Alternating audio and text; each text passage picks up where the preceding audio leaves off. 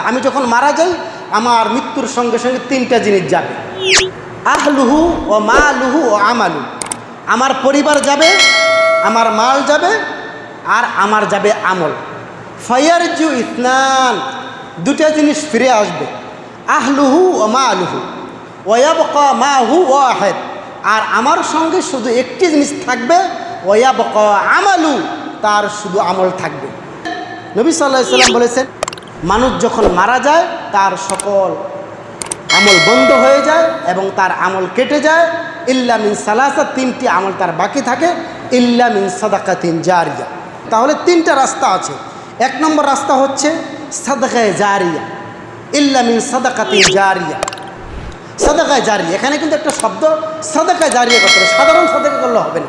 সাদাকায়ে জারিয়া, জারিয়া মানে এমন সাদকা করে গেলেন যেগুলো আপনি মরে যাওয়ার পরেও এগুলো আমল হইতেই থাকবে।